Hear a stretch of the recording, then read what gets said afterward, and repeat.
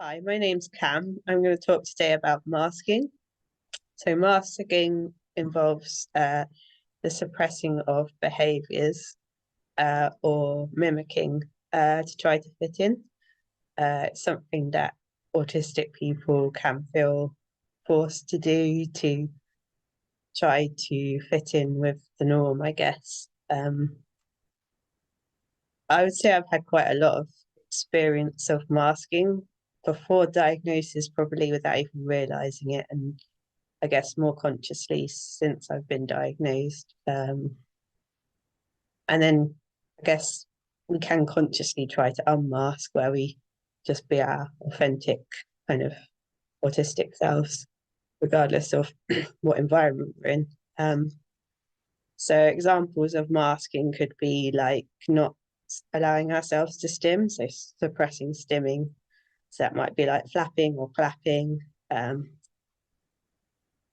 kind of quite often choose not to stim, which is in public, which is a type of masking, but I've kind of found ways to adjust. So I'll find more subtle stims, which I suppose is more like shielding rather than masking. So whereas at home I might pace or clap, when I'm in public or on a meeting, I might choose to fiddle with something like a ring um or yeah,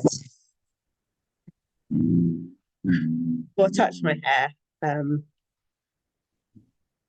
and then I think lots of the other ways of masking could be like hiding an intense interest. So quite a few of autistic people have like a special interest, people would call it.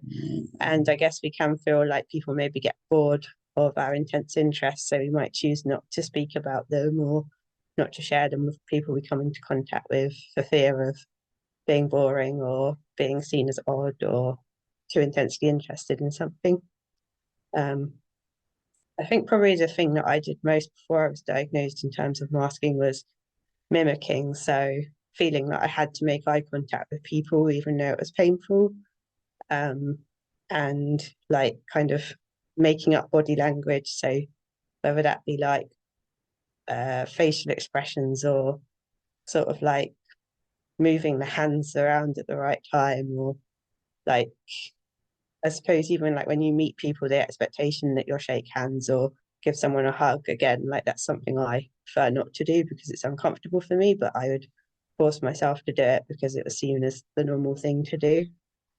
Um, and yeah, I think lastly, maybe for me, masking was about following social scripts. So before I'd go somewhere, or even whilst I was somewhere, I would go through in my head what I should say, what I shouldn't say, how I should behave, what I should wear, what I shouldn't wear, like whether I should take a certain object with me, like a cuddly toy, because it might be seen as childish or like inappropriate, like not age wise.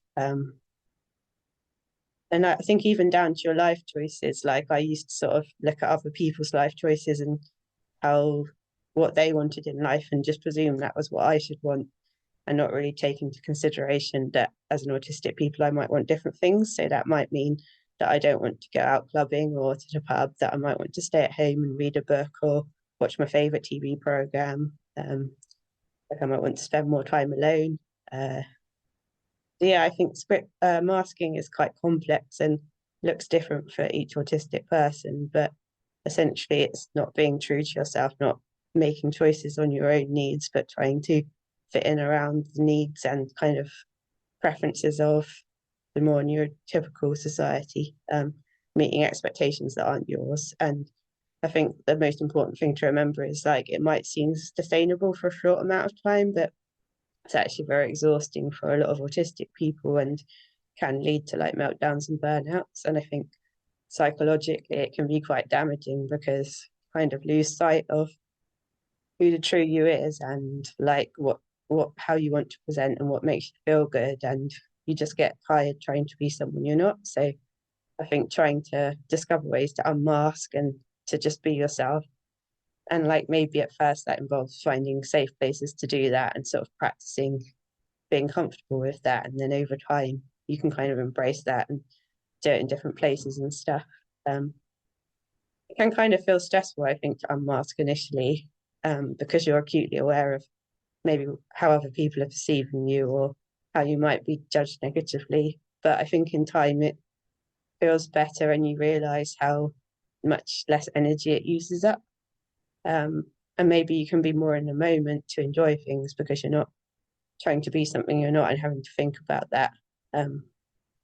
So yeah, I think overall for me, unmasking's been a really positive thing, and certainly the sensory side of it with like not trying to make eye contact has made a massive difference to me, sort of actually being able to engage in conversations because I'm not thinking all the time about making eye contact. I'm actually thinking about conversation I'm having or the thing I'm doing and the enjoyment I'm taking from it.